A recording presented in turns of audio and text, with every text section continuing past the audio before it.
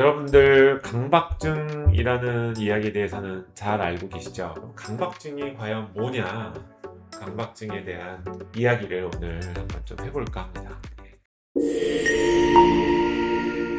자, 반갑습니다. 정의뇌박 이재원입니다. 강박증이라고 하는 거는 아주 쉽게 이야기를 하면 내 뇌가 건강하면 내 몸에 대한 조절 능력이나 이런 게 좋아야 돼요. 생각도 똑같습니다. 내가 이 생각을 할지 저 생각을 할지 내가 마음대로 골라서 할 수 있어야 돼요. 근데 이게 안 되는 게 강박증입니다. 내 생각을 마음대로 골라서 할 수 없는 상태가 되는 게 강박증이에요. 이 강박 증상이 아주 약하게 발생을 하게 되면은, 예를 들면은 이제 이런 것들. 내가 자동차를 운전을 하고 갔는데 강박 증상이 약간 있으려고 그래요. 근데 뒤에서 어떤 차가 빵 하면서 나한테 무례하게 하면서 지나갔어요. 그래서 아이 뭐 그냥 무시해버리자 이렇게 생각하고 나의 생각을 좋은 생각으로 딱 바꿀 수 있으면 되는데, 그게 안 되는 거죠. 그래서 머릿속에 계속 나를 무시한 것 같고 화풀이를 한 것 같고 저걸 복수하지 않으면 굉장히 괴로운 시간을 보낼 것 같고 막 이러니까 쫓아가는 거죠. 난폭 운전을 막 하고 쫓아가면서 복수를 이제 하게 되는 이런 상황이 생기는 것도, 완전 강박증의 어떤 병의 형태는 아니더라도 이런 게 이제 시작이 되게 되는 거죠. 이렇게 생각에 대한 조절이 어려운 상태. 정말 뭐 이제 병적인 증상이다라고 할 정도가 되게 되면, 뭐 예를 들면은 이런 거겠죠. 아, 밖에 나갔다 와서 버스도 탔고 막 이래가지고 딴 사람들의 병균이 내 손에 많이 오염이 된 것 같아요. 그래서 화장실에 가서 이제 손을 씻기 시작을 합니다. 손을 막 씻고 비누질로 막 하고 손을 씻고 다 됐다라고 해서 이제 딱 끝냈는데 자꾸만 덜 씻긴 것 같은 이런 느낌이 머릿속에서 떠나질 않는 거예요. 안심이 안 되는 거예요. 그래서 막 불안이 막 올라오는 거죠. 그래서 또 한 번 씻습니다. 또 한 번 씻고 이게 안 될 것 같으니까 나만의 루틴을 만들어서, 자, 비누칠은 두세 번 가지고 안 되겠어. 10번은 하자. 계속 비누로 씻고 또 씻고 또 씻고, 그러다 보니까 화장실에서 손 씻는 시간만 1시간, 2시간 이렇게 되는. 이 정도가 되게 되면 이제 병적인 이제 강박 증상에 해당이 되겠죠. 예.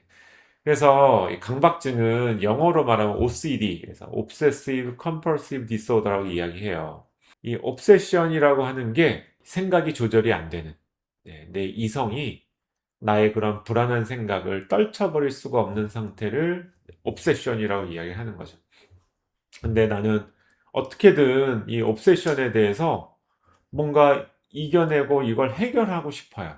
그게 행동으로 나오는 게 컨펄전에 해당이 돼요. 그래서 옵세션하고 컨버전이 같이 붙어 있으면은 그게 조금 더 심각한 형태의 불편감을 만들어내게 돼요.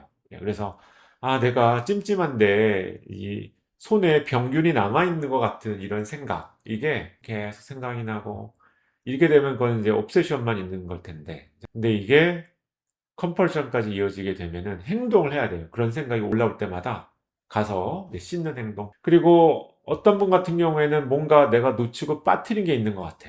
저한테 오셨던 분도 병원에 와서 다음 주에 봬요 그러면은 의자 주위를 빙빙빙빙 돌면서 뭐 빠뜨린 게 없나 이런 거를 자기는 한 10번은 정도는 해야 안심이 된다고 방석도 들어보시고 계속 그러시면서 한 5분, 10분은 있다가 나가시는 분도 있었어요. 이런 게 상당히 불편감을 주는, 컴펄전이 와서 붙으면은 일상생활에 굉장히 불편감을 이제 주는 형태의 문제를 이야기를 하게 돼요. 물론 옵세션이 심한 경우에도 그러겠죠. 자, 그래서 이 문제는 뇌 안에 이제 불안회로라고 하는 어떤 회로의 기능 이상 이런 것들로부터 이야기가 되게 돼요. 이제 뇌 안에는 크게 굵직한 아주 두 개의 큰 회로가 있습니다. 하나는 전두엽으로 가는 회로고요. 또 하나는 측두엽 쪽에 왜 불안과 관련되어 있는 여러 가지 구조물들이 있어요. 아미그달라, 뭐 히포캠프스 같은 불안을 저장하는 구조와 공포를 느끼는 이런 뇌의 영역들이 연결이 되어 있는 곳, 이곳까지 이제 연결이 이렇게 되어 있어요. 근데 이 전두엽으로 가는 연결하고 이 측두엽 쪽으로 가는 연결하고 맞닿아 있는 곳이 우리 또 프리큐니우스 PCC라고 뇌의 약간 뒤쪽에 이 영역에서 컨트롤하게 됩니다. 내가 필요할 때는 전두엽 회로를 활성화시키고 또 필요할 때는 불안에 관련되어 있는 회로를 활성화시키고, 그래서 내가 하루 동안 써야 될 뇌의 에너지를 일부는 전두엽으로 가는 회로가 쓰고 일부는 이제 이렇게 불안회로와 관련되어 있는 회로가 쓰고 두 회로가 나눠서 쓰고 있는 거예요. 예. 자, 근데 이 세로토닌이라고 하는 호르몬은 세로토닌이 떨어지는 상황이 되게 되면 우리 뇌는 뭔가 위기 상황에 처하게 되는 거고, 뇌는 몸을 감시하고 불안이나 이런 걸 처리하는 회로가 더 강하게 작동을 하게 되어 있어요. 이거는 병적인 상황이 아니고 굉장히 자연적인 상황이에요. 우리가 뭔가에 더 몰두할수록 그 일을 더 잘 처리할 수 있게 되는 거거든요. 세로토닌이 감소했다 이러면은 평상시에 내가 느끼지 못했던 어떤 불안을 일으킬 수 있는 일들이 벌어질 가능성이 있다는 걸 나타내요. 그러면은 뇌가 딴 생각은 다 집어치우고 그 문제만 딱 잡아서 이 문제를 해결하려고 고민을 해야 그 문제를 해결할 수 있는 가능성이 더 올라가겠죠. 그래서 뇌가 기본적으로 갖고 있는 이런 기능이에요. 그래서 불안이라고 하는 거는 우리의 어떤 대처 능력을 좋아지게 만들고 복잡하고 힘든 일들을 좀 더 심사숙고해서 잘 처리할 수 있게 도와주는. 그래서 불안이 약간 있는 상황이 우리 뇌는 좀 더 준비하고 뭔가를 대비하고 이렇게 해서 일 처리를 좀 더 원활하게 만들도록 이제 애쓰는, 이런 상태를 만들게 되는데, 근데 이게 불안이 너무너무나 심해지게 되면 오히려 순기능이 이제 역기능 쪽으로 바뀌는 거죠. 그래서 불안이라고 하는 거는 없는 사람은 없어요. 불안은 모든 사람이 다 갖고 있는 아주 기본적인 기능이고요. 불안 장애를 치료한다라고 해서 불안을 제로로 만들어 버리는 것은 사실은 치료라고 보기가 어렵습니다. 불안이 적당히 나한테 유리할 만한 수준으로 떨어질 수 있게 만드는 게 불안장애 치료의 목표가 되게 되겠죠? 불안을 제로로 만드는 거는 아주 좋은 치료 방향은 아닌 것 같아요. 자, 그래서 이렇게 세로토닌 부족 상태가 불안이나 이런 것들을 높이게 만들면 강박 증상을 일으키는 이 불안 회로가 강하게 활성화가 됩니다.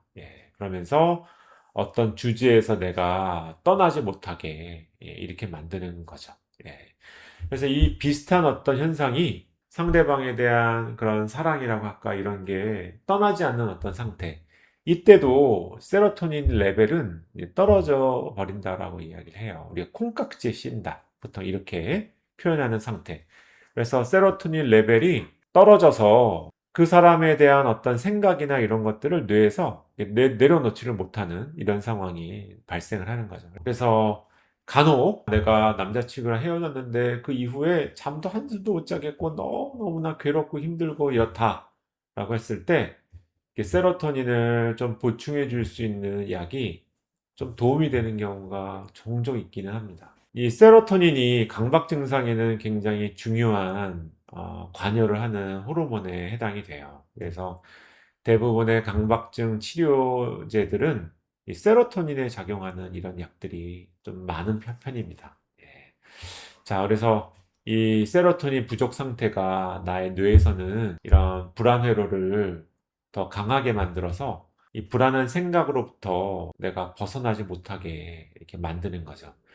여기에 이 강박 증상을 심하게 만드는 요인 중에 한 가지가 제가 맨 처음에 말씀드렸던 전두엽 기능이 떨어져 있을 때 그렇습니다. 제가 옛날에 이제 전문의 시험 볼 때 맨날 나왔던 문제 중에 한 가지가 전두엽 기능 쪽에 이상이 있는 강박증 같은 경우에는 전두엽 기능을 좀 보완해 줄 수 있고 좀 이성적이고 합리적인 사고를 할 수 있게 도와주는 어떤 치료가 강박증 증상 해결에 도움이 된다라고 하는 이런 이야기를 문제로 많이 출제가 되었던 이런 내용이거든요.